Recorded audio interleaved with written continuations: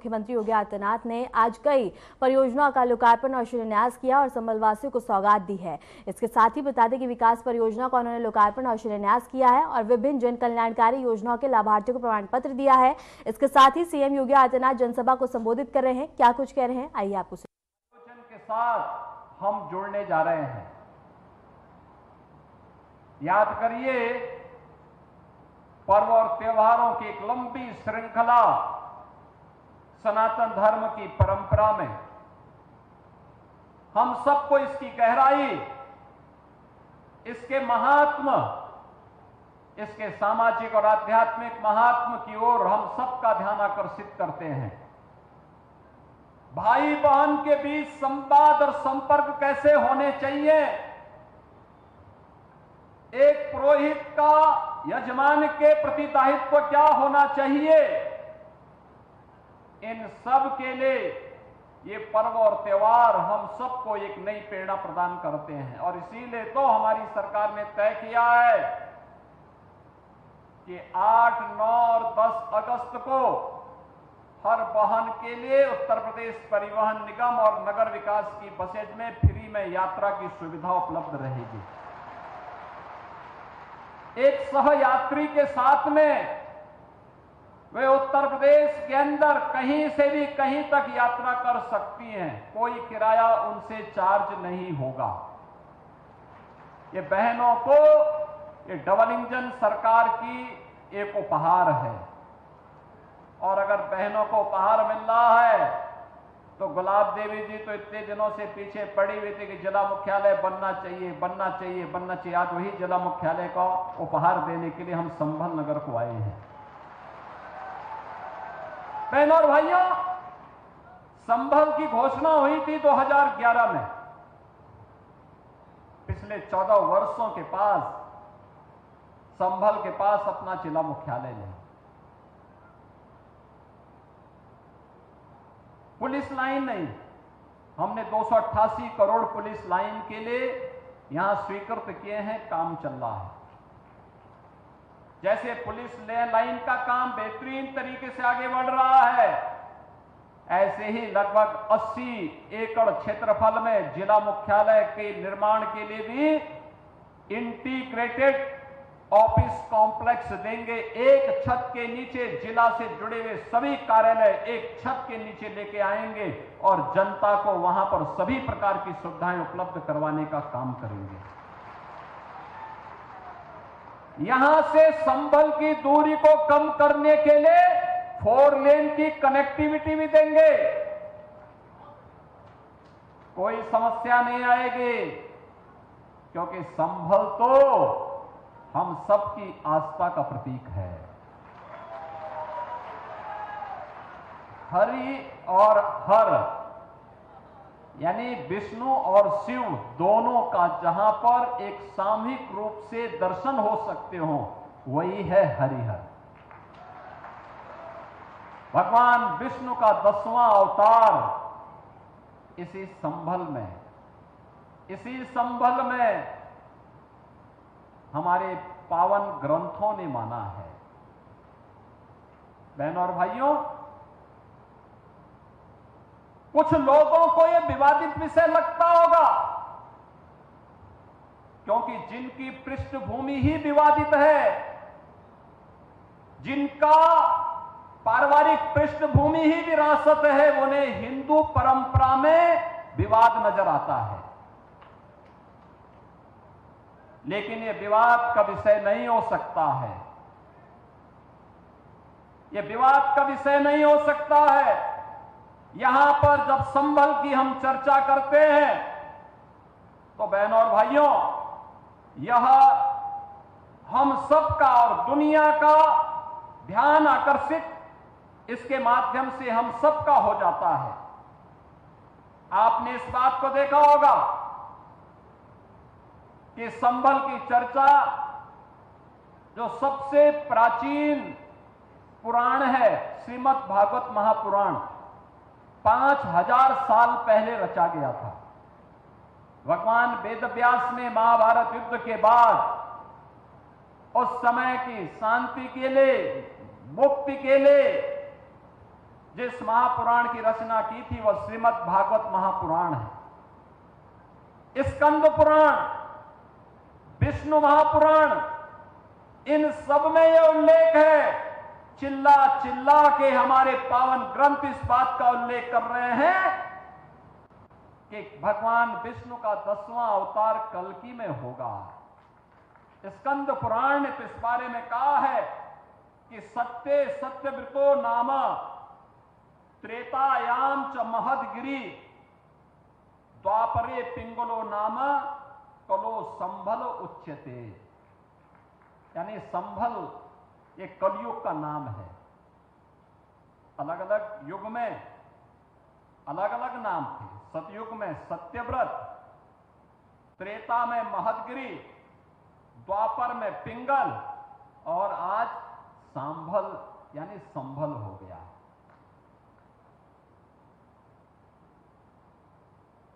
ये स्कंद पुराण कहता है और पुराण के ही इसी प्रसंग को अगर आप ध्यान में रख करके देखेंगे तो वही प्रसंग हम सबका ध्यान आकर्षित करते हैं। बड़ी खबर है, सीएम योगी करेंगे आज कैबिनेट बैठक। लोक भवन में सीएम की कैबिनेट बैठक होगी और इसके साथ ही शाम 4:30 बजे ये बैठक का आयोजन होगा। बैठक से पहले अफसरों संग मंथन, मंडलीय दौरे को फीडबैक पर चर्चा, इसके साथ ही छात्रवृत्ति योजना पर लग सकती है मोहर। बाढ़ राहत कार्यों पर समीक्षा होगी। लखनऊ से इस वक्त की बड़ी खबर आ रही है, जहां आज लोक भवन में मुख्यमंत्री योगी आदित्यनाथ की अध्यक्षता में कैबिनेट बैठक आयोजित हो रही है। बैठक से पहले सीएम अपर मुख्य सचिवों और प्रमुख सचिवों संग अलग से चर्चा करेंगे। सीएम अपने मंडलीय दौरे के फीडबैक को लेकर अफसरों से चर्चा करेंगे और शासन की योजनाओं में जमीनी स्थिति को समझेंगे। कैबिनेट बैठक में 1 दर्जन से अधिक अहम प्रस्तावों को मंजूरी मिल सकती है, जिनमें नई छात्रवृत्ति योजना, बाल वाटिका खेलने का प्रस्ताव और इसके साथ ही विधानमंडल में रखने की स्वीकृति शामिल है। कैबिनेट के बाद सीएम मंत्रियों के साथ भी बैठक करेंगे, जहां वे बाढ़ और राहत कार्यों की वर्तमान स्थिति की समीक्षा करेंगे।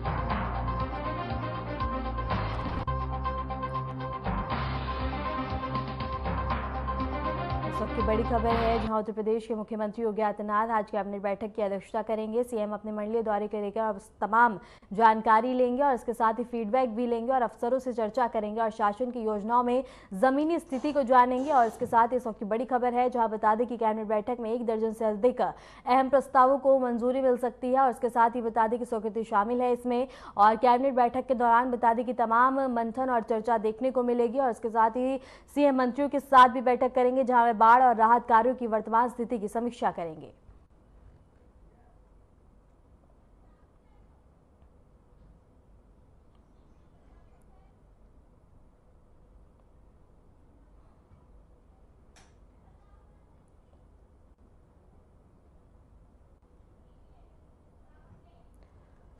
राष्ट्रीय हथकरघा दिवस के मौके पर यूपी के मुख्यमंत्री योगी आदित्यनाथ ने पोस्ट कर देश के समस्त श्रमिका और बता दें कि उन्हें बधाई दी है। उन्होंने पोस्ट कर लिखा कि भारतीय कला संस्कृति को वैश्विक पहचान दिलाने वाले मेहनती बुनकारों और हस्तशिल्पों को राष्ट्रीय हथकरघा दिवस की शुभकामनाएं। आइए वोकल फॉर लोकल के मंत्र को अपनाकर आत्मनिर्भर भारत और आत्मनिर्भर उत्तर प्रदेश के निर्माण में योगदान दें, साथ ही स्वदेशी उद्यमों और पारंपरिक शिल्प को बढ़ावा देने का संकल्प लें।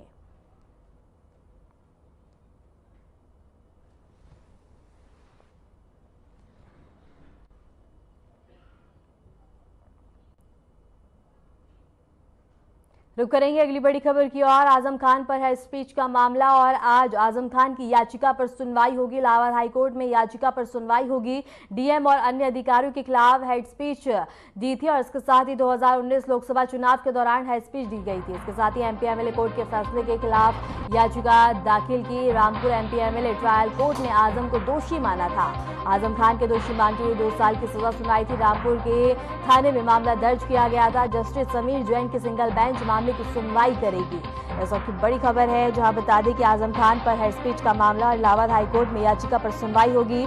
2019 लोकसभा चुनाव के दौरान बता दें कि ये मामला और इसके साथ इस वक्त की बड़ी खबर है, जहां बता दें कि जस्टिस समीर जैन की बेंच और इसके साथ ही बता दें कि इस वक्त की बड़ी खबर है, जहां एमपी एमएलए कोर्ट के फैसले के खिलाफ याचिका दाखिल की गई थी। Rampur MP MLA court trial ने आजम खान को दोषी माना था। आजम को दोषी मानते हुए 2 साल की सजा सुनाई गई थी। रामपुर के थाने में यह मामला दर्ज किया गया था। इस वक्त की बड़ी खबर है, आजम खान पर हेड स्पीच का यह मामला है। इलाहाबाद हाईकोर्ट में याचिका पर सुनवाई होगी आज। 2019 लोकसभा चुनाव के दौरान बता दें कि ये मामला, और इसके साथ ही बता दें कि इसकी बड़ी खबर है जहां इलाहाबाद हाईकोर्ट में याचिका पर सुनवाई होगी।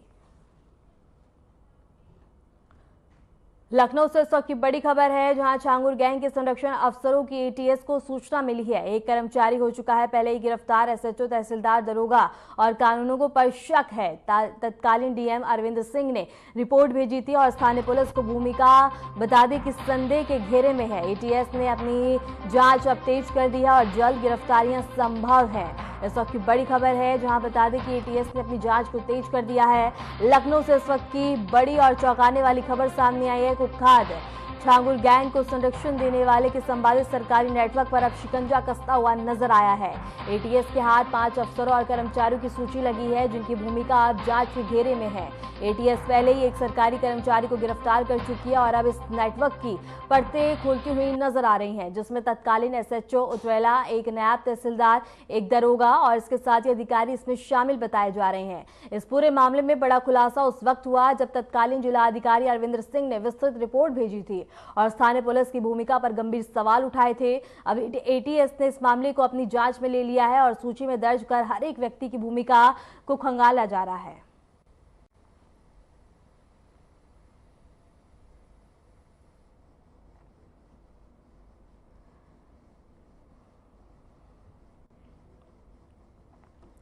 इस वक्त की बड़ी खबर है लखनऊ से जहां बता दें कि छांगुर गैंग के सदस्यों पे लगातार और इसके साथ ही बता दें कि शिकंजा कसते हुए नजर आ रहे हैं। अब एटीएस ने बता दें कि गैंग में एक और खुलासा किया है और इसके साथ ही बता दें कि अब अहम खुलासा इस पूरे मामले में हुआ है और लगातार शिकंजा कसते हुए नजर आ रहे हैं।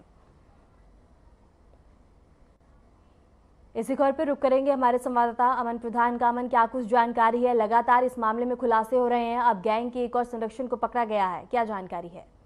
देखिए वर्षा, जिस तरीके से बात की जाए, छांगुर का जो गिरोह था वो कहीं ना कहीं प्रशासनिक तौर पर भी कई उच्च अधिकारी भी इस पूरे प्रकरण में शामिल थे, जिसकी जो प्राथमिक जांच है उसमें यूपी एसटीएफ ने और यूपी एटीएस ने उसमें पहले भी बताया था कि कई जो अधिकारी हैं वो सीधे तौर पर जुड़े हुए हैं, जिसके बाद जो अवैध धर्मांतरण का जो पूरा मामला है उसमें संलिप्तता कहीं ना कहीं उनकी भी दर्शाई गई थी। जिसके बाद चाहे वो एक थाने के दरोगा की बात की जाए, चाहे कई प्रशासनिक अधिकारियों की बात की जाए, तहसीलदारों की बात की जाए, कानूनगो की बात की जाए, तो उसके लिए लगातार जो यूपी एटीएस की टीमें थी वो लगातार पूछताछ कर रही थी छांगुर से जुड़े जितने भी आरोपी थे इस पूरे मामले पर। तो कहीं ना कहीं साफ तौर पर यूपी एटीएस ने अभी साफ तौर पर ये सभी जो सूचना है वो अभी प्रकाशित नहीं की है, लेकिन लगातार अगर सूत्रों की माने तो कई ऐसे अधिकारी हैं जो कि उच्च पदों पर बैठे हुए हैं, उनकी भी जांच यूपी एटीएस अपने पहलुओं पर कर रही है और उसके बाद जब वो पहलू स्पष्ट तौर से सामने आ जाएंगे तो उसके बाद कहीं ना कहीं खबरें भी प्रकाशित होंगी और उसके बाद जो गिरफ्तारी है वो कहीं ना कहीं की जाएगी। तो साफ तौर पर जिस तरीके से छांगुर का गिरोह वर्किंग था, छांगुर की जिस तरीके से वर्किंग एबिलिटी थी, तो उस पर भी यूपी एटीएस लगातार काम कर रही है और हर कड़ी से कड़ी जोड़ करके एक जो बड़ा गिरोह था, जिस तरीके से उनकी वर्किंग थी, उस पर भी कहीं ना कहीं यूपी एटीएस काम कर रही है। वर्षा, अमन, पूरे मामले पे प्रशासन का क्या कुछ कहना है और किस तरह से आगे भी कार्रवाई देखने को मिलेगी? देखिए, अगर डीएम की बात की जाए तो जो अरविंद सिंह तत्कालीन डीएम है, उन्होंने रिपोर्ट भेजी थी, उस पर कई पुलिसकर्मियों की भूमिका पर भी संदेह उठाया गया था यूपी एटीएस द्वारा। तो अपनी रिपोर्ट जो डीएम है, तत्कालीन डीएम है अरविंद सिंह, उन्होंने अपनी रिपोर्ट दी है यूपी एटीएस को। अब रिपोर्ट में क्या कुछ लिखा हुआ है इस पे साफ तौर पर अभी नहीं कहा जा सकता, लेकिन कहीं ना कहीं संलिप्तता कई अधिकारियों की इस पूरे मामले पर दिखाई दे रही। वहीं अगर प्रशासन की बात की जाए तो प्रशासन बहुत वर्किंग मोड पर है और लगातार जो यूपी एटीएस की टीमें हैं उनको अपनी हर एक छोटी बड़ी जो रिपोर्ट है वो प्रस्तुत कर रहा है, जिससे कहीं ना कहीं यूपी एटीएस का जो काम है उस पे और एफिशिएंसी मिल सके, जिसके लिए लगातार यूपी एटीएस जिस तरीके से इतनी गिरफ्तारियां हुई हैं और उसके बाद कितना चीजें भी निकल करके आई हैं, तो कहीं ना कहीं साफ तौर पर प्रशासन पूरी तरीके से यूपी एटीएस का साथ दे रहा है और कहीं ना कहीं जिस तरीके से इस पूरे मामले को यूपी एटीएस ने उठाया है उसमें एक बड़ा पहलू दिखाई दे रहा है। वर्षा, ठीक है अमन, आपका बहुत बहुत शुक्रिया हमारे साथ जुड़ने के लिए, तमाम जानकारी साझा करने के लिए। खबर गाजीपुर से है, जहां अदालत ने 2019 के रामसरेखा हत्याकांड मामले में गवाह के रूप में पेश नहीं होने पर शाहिदाबाद के एसएचओ के खिलाफ गैर जमानती वारंट जारी किया है। एसएचओ 9 जनवरी 2025 से लगातार 13 तारीखों तक अदालत में पेश नहीं हुए। कोर्ट ने उनकी गिरफ्तारी कर 22 अगस्त को पेश करने का आदेश दिया है। इसके साथ ही अदालत ने उनके वेतन पर भी रोक लगा दी है।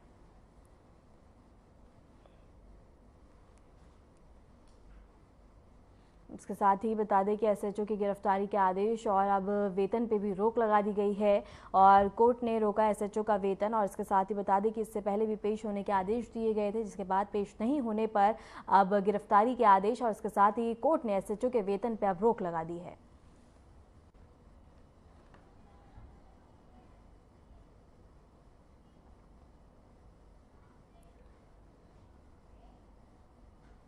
खबर आगरा से है, जहां शाह मार्केट के बाहर भाजपा और हिंदूवादी नेता पर जानलेवा हमला हुआ।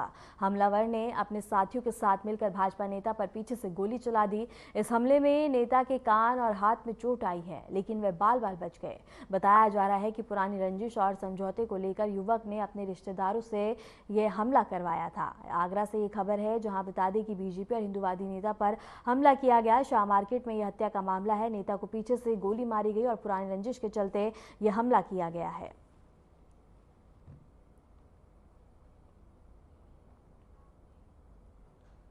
खबर रायबरेली से है, जहां बछरावा थाना पुलिस ने शातिर चोरों की गैंग का भांडाफोड़ करते हुए 4 अभियुक्तों को गिरफ्तार किया है। पुलिस ने इनके कब्जे से 5 सोलर पैनल और 1 हैंडपंप और इसके साथ ही बता दें कि एलईडी टीवी और एक सेट टॉप बॉक्स बरामद किया है। और पुलिस पूछताछ में कई अहम जानकारियां सामने आई हैं और इस मामले में कार्रवाई जारी है। रायबरेली से ये खबर है, जहां शातिर चोर गैंग का पर्दाफाश हुआ है, बरामद किया है चोरी का माल और पूछताछ में कई अहम खुलासे हुए हैं। इसके साथ ही बता दें कि पूरे मामले में आगे की कार्रवाई भी देखने को मिलेगी।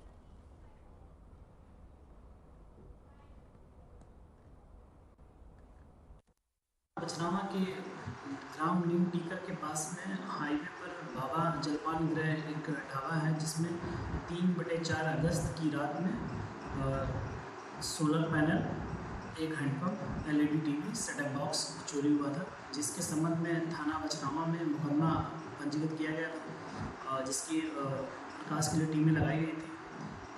दिनांक 6 अगस्त को थाना टीम द्वारा इसमें 4 अभियुक्तों को गिरफ्तार किया गया, जिसमें से राहुल, लौकुश और सोनू जो सारी खेड़ा बछरावा के रहने वाले हैं, और एक व्यक्ति लौकुश और बहुआ जो सलेम नगर नगराम थाना क्षेत्र के रहने वाले हैं, जिनको गिरफ्तार किया गया। इनके पास से जो सामान चोरी हुआ था वो भी बरामद हुआ है, जिनको नियमानुसार कार्रवाई करते हुए न्यायिक परीक्षा में भेजा जा रहा है।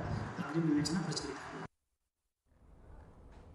खबर सीतापुर से है, जहां पिसावा इलाके में बहुचर्चित पत्रकार राघवेंद्र वाजपेयी हत्याकांड में शामिल 1 लाख के इनामी 2 शार्प शूटर पुलिस मुठभेड़ में मारे गए। मोहल्ले मार्ग पर दिन दहाड़े पत्रकार की हत्या करने वाले दोनों बदमाशों को पुलिस की गोली लगी।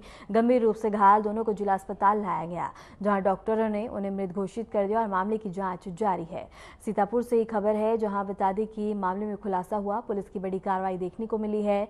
और इसके साथ ही बता दें कि पत्रकार हत्याकांड के शूटर को ढेर किया गया है और इसके साथ ही मुठभेड़ में मारे गए 2 आरोपियों के पर था 1 लाख का इनाम।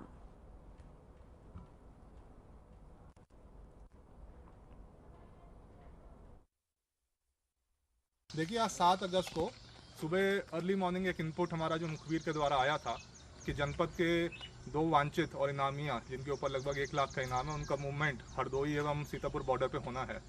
इसमें तत्काल हमारे यहाँ से 5 टीमें, एडिशनल एसपी साहब और एसटीएफ की जॉइंट टीम रवाना की गई और थाना पिसावा क्षेत्र में जब चेकिंग कर रहे थे और कॉम्बिंग कर रहे थे तो एक बाइक जा रही थी, उसको टीम ने रोकने का प्रयास किया। उनके द्वारा लगातार टीम के ऊपर फायरिंग की गई। अपने बचाव फायरिंग के अंदर 2 अभियुक्तों को गोली लगी है। जब उनकी पहचान की गई तो जनपद के जो इनामिया हैं, राजू उर्फ रिजवान एवं संजय उर्फ अखिल खां, दोनों पे 1 लाख का इनाम है और राघवेंद्र वाजपेयी हत्याकांड में वांछित है। इनकी पहचान हुई है, इनको PHC पेशावर भेजाया गया है और आगे इलाज करवाया जा रहा है एवं विधिक कार्रवाई इसमें अमल में लाई जा रही है। हर घर तिरंगा अभियान को एटा जिले में नई रफ्तार मिली है। यहाँ ग्रामीण आजीविका मिशन से जुड़ी महिलाएं देशभक्ति की एक नई मिसाल पेश कर रही हैं। महिला स्वयं सहायता समूह की ये महिलाएं न सिर्फ राष्ट्रीय ध्वज तैयार कर रही हैं, बल्कि आत्मनिर्भरता और स्वाभिमान की एक मजबूत कहानी भी गढ़ रही हैं। एटा के गाँव में इन दिनों हर सिलाई मशीन पर तिरंगा ही तिरंगा नजर आ रहा है और इसके साथ ही लक्ष्य 1.25 लाख तिरंगों का निर्माण है, जो न केवल ग्राम पंचायतों और सरकारी भवनों पर लहराएंगे, बल्कि आम नागरिक भी इन्हें आसानी से खरीद सकेंगे। इस पहल ने महिलाओं के हाथों को हुनर से जोड़ा है और उनके घरों में आमदनी की नई रोशनी लाई है।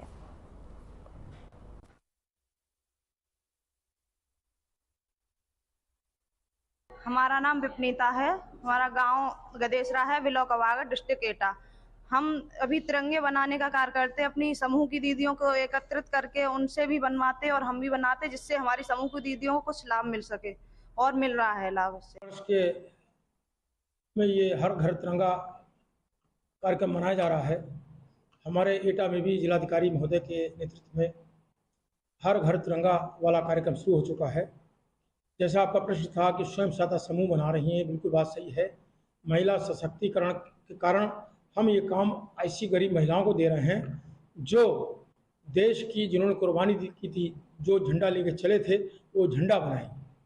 झंडे का हर घर तिरंगे कार्यक्रम अभी लगातार 3-4 दिन से लगातार चल रहा है जनपद में। और संडे को आदरणीय हमारे मुख्यमंत्री जी ने भी पूरे प्रदेश को ब्रीफ किया था और उस ब्रीफिंग को एटा की जनपद ने भी स्वीकार किया है, जिसका नेतृत्व मुझे दिया गया है। मैं लगभग 5 लाख के मुझे जो आवंटन मिला है उसके झंडे बना रहा हूँ।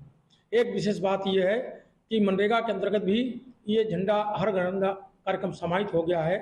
गत वर्षों में जो हमारे 147 अमृत सरोवर और इस वर्ष के 47 अमृत सरोवर बने हैं, उन पर हम झंडारोहण करने जा रहे हैं, इन्हीं गरीब महिलाओं के हाथ के झंडे का।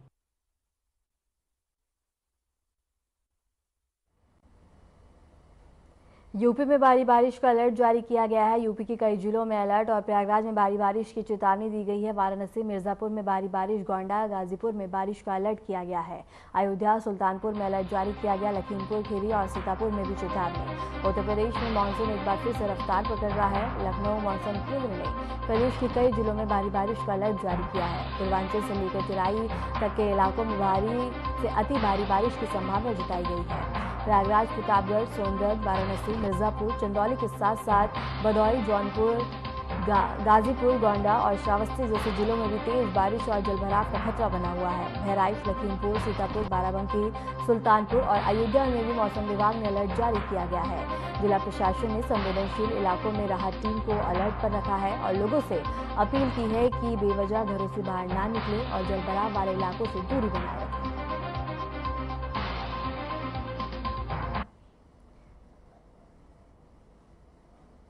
खबर वाराणसी से है, जहां पिछले 24 घंटों से गंगा के जलस्तर में गिरावट जारी है। जलस्तर लगभग 4 सेंटीमीटर प्रति घंटे की दर से घट रहा है।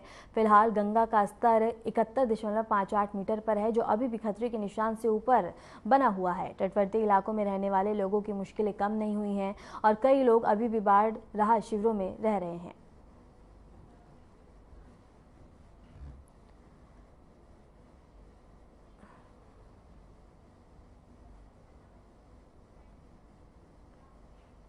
उत्तर प्रदेश में एक तरफ गंगा और यमुना का बढ़ता जलस्तर अब लोगों की चिंताएं बढ़ा रहा है, तो दूसरी तरफ बाढ़ उतरने के बाद मलबे की नई चुनौतियां सामने आई हैं। हापुड़ के ब्रिजघाट पर गंगा का जलस्तर लगातार बढ़ रहा है, जिससे घाटों पर खतरा मंडरा रहा है और प्रशासन ने अलर्ट जारी कर दिया है। वहीं मथुरा के वृंदावन में यमुना का पानी कैशी घाट तक पहुंच चुका है और कई सीढ़ियां डूब चुकी हैं और निचले इलाकों में निगरानी बढ़ा दी गई है। उधर प्रयागराज में गंगा यमुना का पानी उतरने के बाद अब गलियों में मलबा और गंदगी की परतें दिखाई दे रही हैं। साफ सफाई की चुनौती प्रशासन के सामने खड़ी है और हालात सामान्य होने से भी अभी वक्त लग सकता है।